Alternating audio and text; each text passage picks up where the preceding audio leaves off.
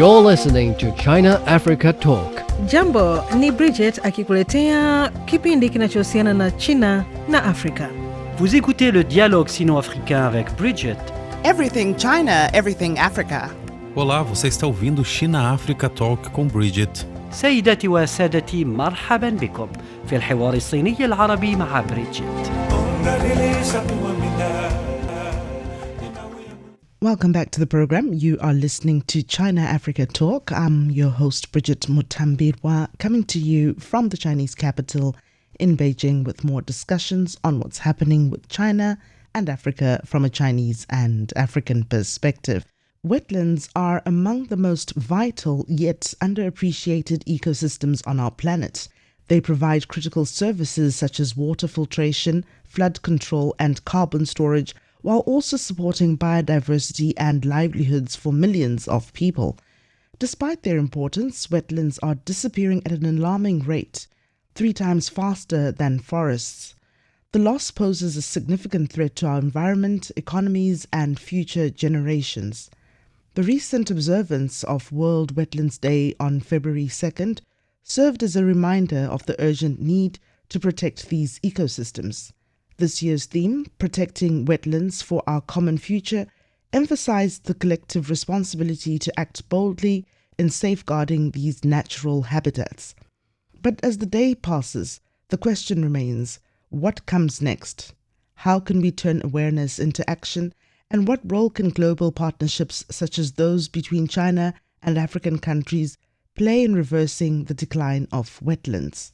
To delve deeper, I'm joined by Jun, founding director of the Institute of Public Environmental Affairs, and Ali-Said Matano, Blue Economy and Lakefront Development and executive director for the Africa Center for Health, Environment and Water Services in Nairobi. Dr. Matano and Mr. Majun, it's great to have you on the program. Right. Great to be here. I'll start with you there, Dr. Matano. What are wetlands and why do they matter? Well, thank you, Bridget, and really I thank you for having me in this program and my co-host, Mr. Majin. Before I even venture into what wetlands are, I think I'm so glad that really the theme of this year's Wetland Day is protecting wetlands for our common future, because that really gives us the direction in which we are looking in terms of conservation of this very important resource. The name itself, wetland, gives you an indication of what it will be. This means almost a wetland, but scientifically one could say this is a very unique ecosystem that comprises of living and non-living thing with the water. But basically, if you aggregate that ecosystem that we are calling a wetland, you'll find that there is, of course, soil or earth for that matter, with a bit of water, but most importantly, it has a living organism in it. And this is why you find that wetland is rich in biodiversity.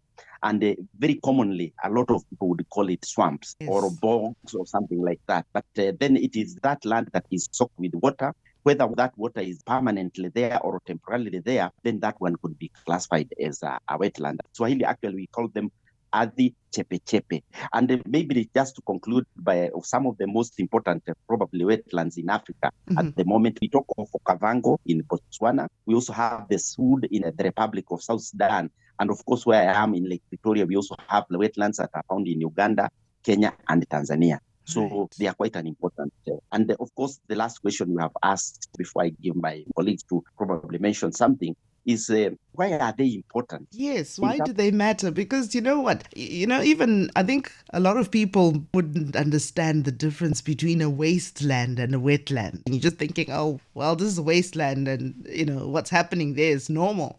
The dumping and stuff that's going on there is normal. Yes, and you are right, Bridget, because until very recently, people used to call wetland wasteland, and the immediate management practices that used to be used is to have them, rehabilitated. Yes. We don't want that wetland, so let's have building, let us do farming there, and they get lost. In the previous history, we lost a lot of these wetlands. But nonetheless, why are they important?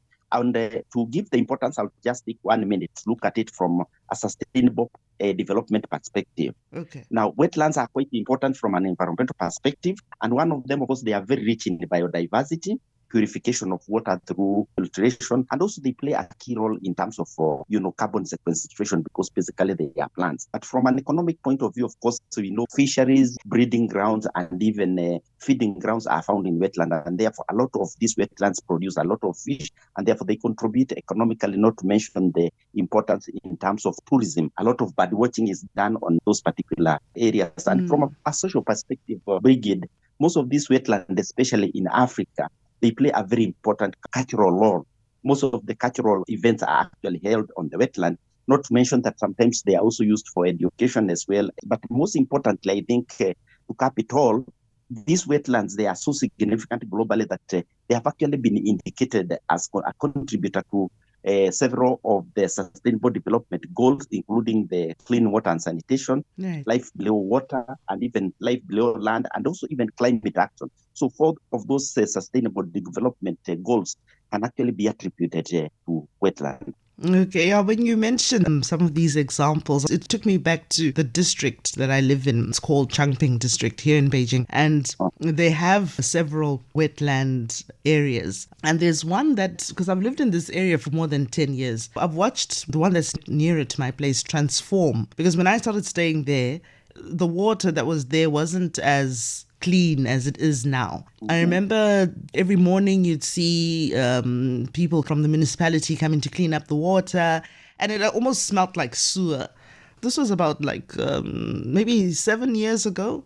Out of that water, they've recycled it, and they built a public swimming pool out of that water. And then and even in summer you find people going fishing there. But I think 7 years ago, you wouldn't find that. It was just like seaweed. It wasn't a pleasant sight. It's now a recreational spot. You can go and, get taken nice pictures there. And there's a park that's near there. You find people having picnics there. It's totally different. They've managed to transform that whole wetland into a park. Yeah.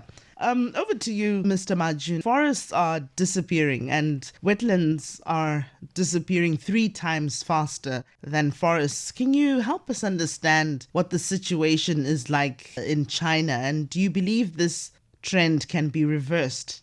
Yeah, as you mentioned, China is also, like many other parts of the world, have been losing our wetlands historically. We have thousands of years of civilization, but the agricultural expansion have converted much of our wetlands into farmland, particularly for rice paddies and aquaculture. That used to be the major driver. But since the reform and opening up from the 1980s, we continue to lose our wetlands, but mostly due to urbanization and industrialization, all this massive expansion of our cities.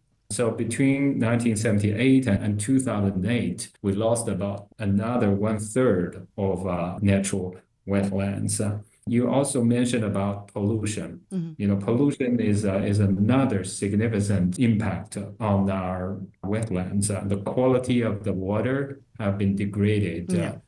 By the year 2006, 28% of our monitored sections have been degraded into a level of good for no use. So that used to be our situation. But over the past 20 years, there's a rising recognition of the importance of the wetlands. Started from flood control, the need to absorb the flooding water during the summertime. That triggered the policy in China to return farmland to lakes since 1998. And then, the past 10 years, massive clean water action plan have been initiated in China. Through this whole efforts, the water quality have been significantly improved. And that proportion, which used to be 28% water good for no use, that has dropped below 1% last year. When you spoke about the water quality improving, it goes back to that illustration that I was also giving there in my area where, I witnessed over the years wastewater being conserved and recycled into a swimming pool area. Dr. Matano, I'd like to know from you as well. What's your take? Do you believe that this trend can be reversed? What's the situation in your country and in East Africa? I think the reasons for the rapid loss of wetlands actually is the same causes that Mr. Majin has mentioned in China. Okay. The main driver of loss of wetlands is mainly urbanization and also encroachment of farmlands. That could be the main one. But in terms of statistics, somehow I think in Africa, if you try to compare the loss of wetland to deforestation or loss of forestry, you might not get the real picture, because in Africa, for example, deforestation accounts to about 2.3 million hectares per year. That is according to some records of 2020. But when you look at the wetland, normally empirically, wetlands are actually given in terms of proportion. That in Africa, for example, we are losing between 3 to 6% of wetland annually. So really, sometimes it's a bit difficult to compare them in terms of numbers, because again, the area of forestry is much, much larger than the areas that wetlands are occupying. So if you look at it from a proportionate point of view, you'll find that in terms of proportion, we are losing more wetlands than even we are losing forestry, because wetland is not so much. Probably one of the explanations that one can give easily in terms of loss of wetland, if you look at historical figures, for example, continentally, if you, for example, from the 1900s to date, you'll find that the wetland, we have lost almost 50% of the wetlands. And there could be reasons for that. And one of the reasons is what you have just indicated, that previously we had thought of wetland as waste. Nobody cared about them. In fact, the driving force was that we should use any efforts that we can have to have them reclaimed. Not like forestry, because in forestry, in fact, instead of degrading, we kept on planting. So you can see historically, it is not easy to really compare the two. Right. Now, if you come to my own country in Kenya, the estimated loss of forestry in Kenya, the decline is between 6.3% to 7%. But if you compare with wetlands, we are losing wetlands at between 3 to 5%. And I think this is partly because of, again, a lot of lobbying and a lot of sensitization has been done. And the mindset of people have changed from wetland being wasteland into being, wetland. And they are resourceful. You have just mentioned what the example you have given of your town. This is common because there is even what we call constructed wetlands. And a constructed wetland, if you have a constructed wetland between pollution source and then where the water is moving, if polluted water goes through a constructed wetland, the organic pollutant in that water is reduced by 70%. And therefore, you can almost use that water. So wetlands play a very key role in terms of improvement of water. And therefore, to sum it up, is that in terms of the loss, historically, we have lost more wetlands than forestry. And because of that mentality that, previously wetlands were useless, forests were useful. But as we move now in the present situation, you find that even in terms of loss of wetlands in Africa, it has become a bit minimal. I know we will be talking about policies, but I wouldn't say actually still in Africa, there is more loss of forest in terms of proportion and the area than actually what we are losing in wetlands. But the wetlands, we are having a wetlands courtesy of the fact that a lot of sensitization have been done. And again, a lot of these wetlands are found on mainly on communal lands. And you see, for community to become a steward of such a resource, if they get benefits from it, I can tell you they will be able to conserve it. They have no problem. But if you go to the forest, it depends mainly on policies that governments have. Yeah, I guess with the communities, it's about convincing them that, look, if we transform this and if we conserve this, we're going to have a very beautiful park here and we're going to reduce pollution to this amount. And, we're going to have a nice swimming pool over here. I think it's more about, as you mentioned, sensitization. But I get the sense that you're saying it can be reversed, but we need a lot of sensitization. Yes, absolutely. Okay. Mr. Majun, when I was doing my research, I noticed China has been doing very well in terms of wetland conservation. I understand since 2012, China has created or restored over 1 million hectares of wetlands, which is equivalent to restoring an area the size of London every 2 years. What are the key impacts of this large-scale conservation effort to the environment, local communities and biodiversity in China? And how has this success influenced other nations' approaches to wetland protection? Yeah, Dr. Matano explained about the functions of the wetland. And with this large-scale restoration of wetland, we are seeing some key positive impact. On the environmental side, we have seen further improvement of the water quality. Right. Wetlands can act as a natural filter, so that's why we call it the kidney of nature. And it can very effectively get rid of nutrients like nitrogen and phosphorus. And we talk about the wetlands can absorb excessive rainfall and reduce the risk of flooding. And it's also serves as a carbon sink. We also have enormous volume of peatland in the western part of China. Okay. And of course, soil erosion control. And on the communities, they have enhanced livelihoods. You mentioned about how the water being cleaned up and for all kind of recreational use. Of course, it's very good for farming and for the quality of the life and public health. When you have improved water quality. And on the biodiversity side, wetlands are very critical habitats for a wide range of species, and the restoration have helped to increase the species richness and support endangered species as well. Right. I want to mention about the conference. Right. The conference a couple of years ago in Wuhan, China, the World Wetland Conference.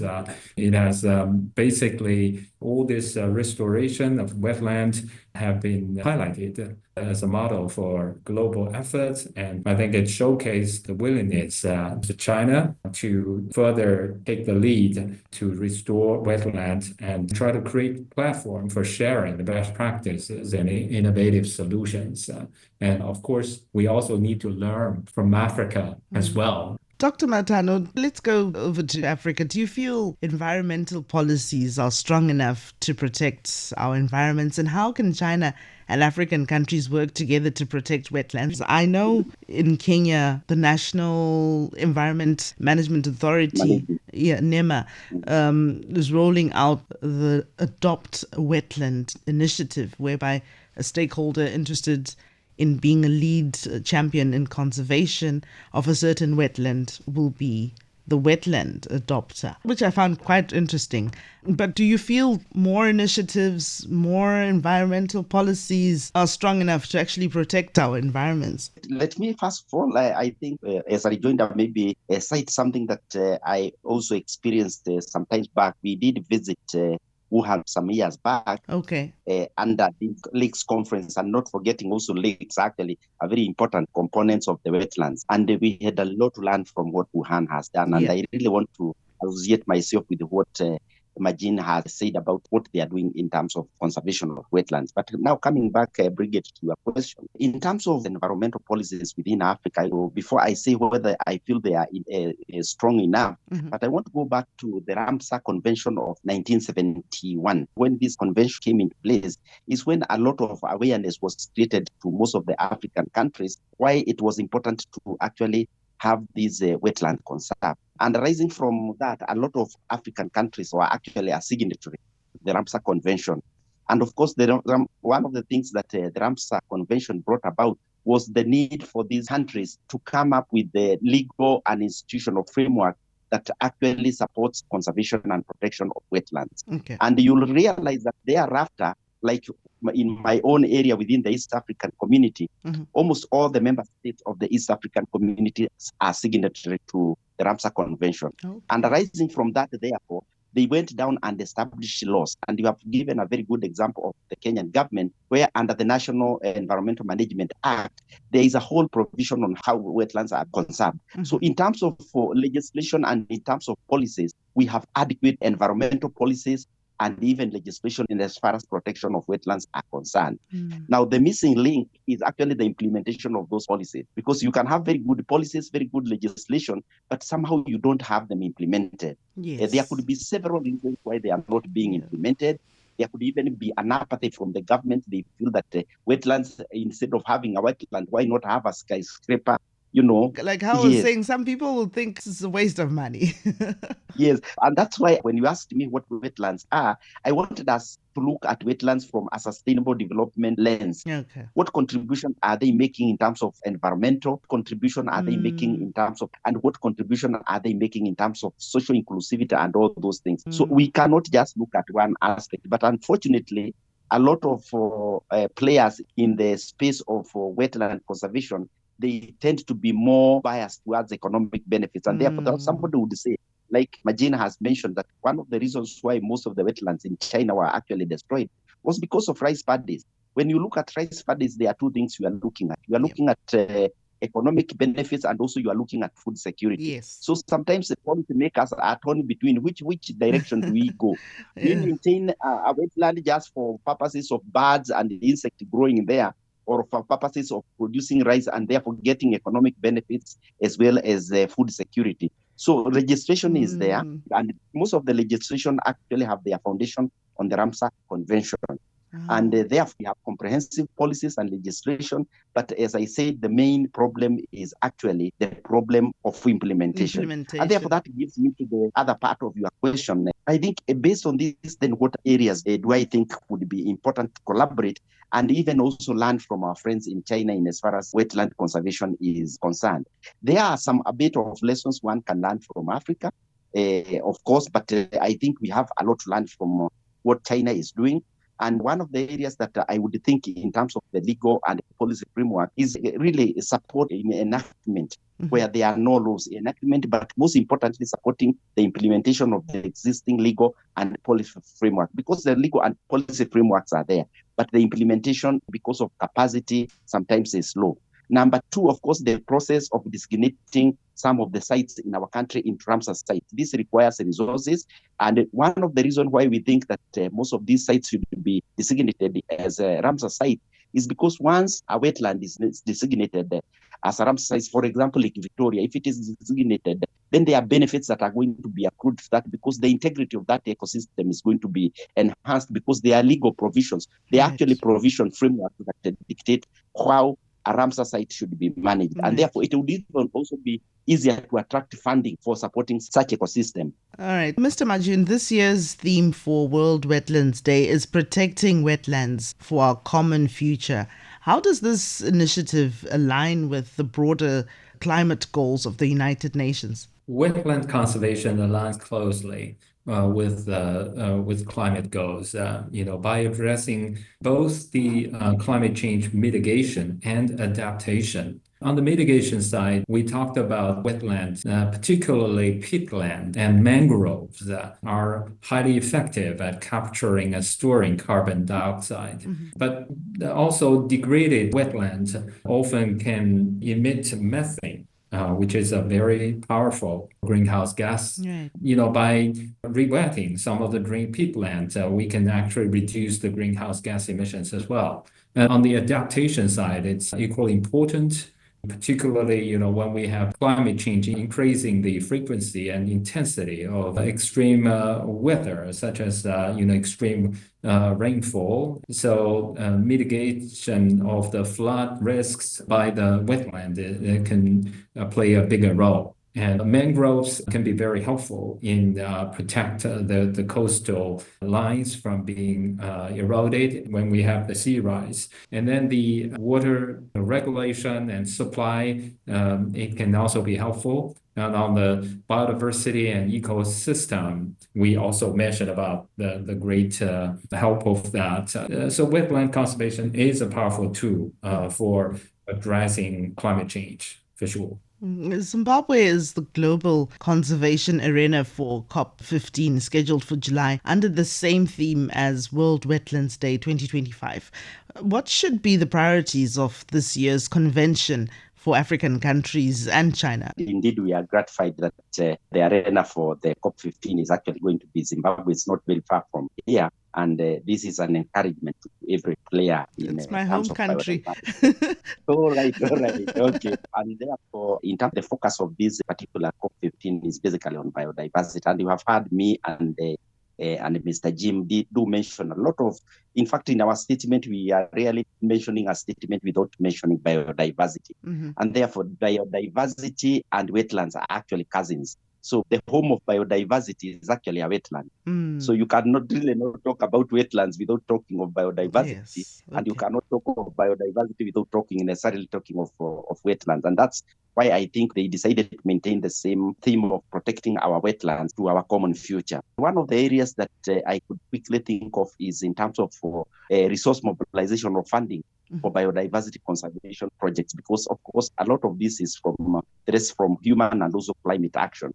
And we need huge resources to be invested in this. And indeed, through a very articulated submission, Majin has actually tied the climate change and wetlands. And there is a very big, good correlation. And therefore, there is need to invest in that if we are going to ensure that our biodiversity is actually maintained for the future generation. So that is one of the first area that I would think to. The second area is that given that most of these biodiversity hope, not hotspots, but hope spots. Hope spots. Not hotspots. And hotspots. Both of them are actually, they are found within our communities. So there will be need to really amplify the need for community engagement in biodiversity conservation. Because again, just like we talked about wetland, biodiversity has never really sunk into most of our local communities. They really don't understand. To be honest, it is still an elite group that understands what biodiversity is. Yeah, you're right. So we really need to engage communities so that they play a key role in terms of stewardship of biodiversity. So that's an area that I think would be important.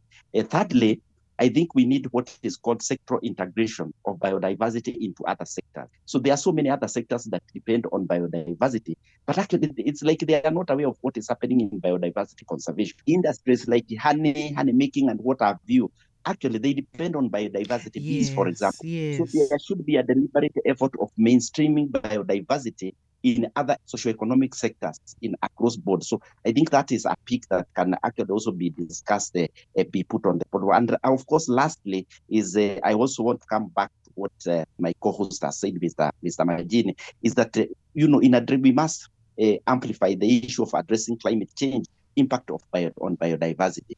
Because if there is an area that is going to be really affected by climate change, is actually the area of biodiversity, because this change that we are anticipating of maybe 3 or whatever degree raise in temperatures is going to affect both aquatic, that is water-based biodiversity, and terrestrial biodiversity.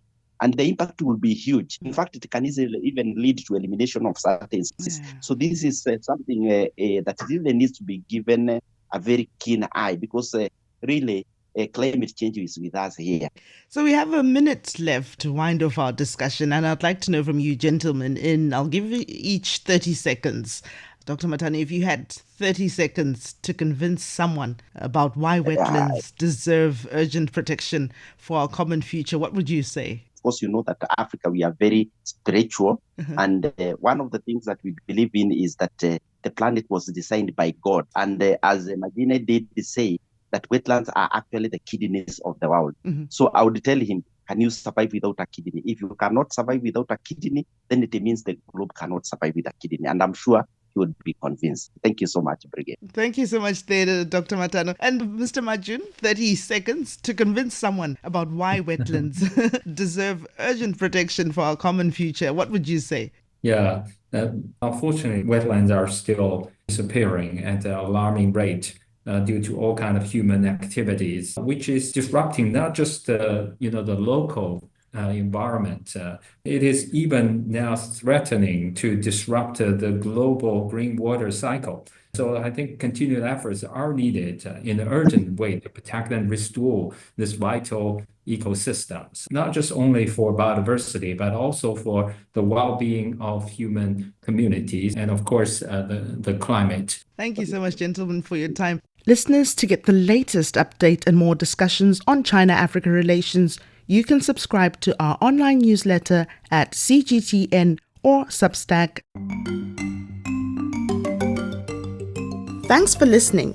If you enjoyed this episode and you'd like to help support the podcast, please share it with others. Post it on social media or leave a rating and review. Thanks again. See you next time.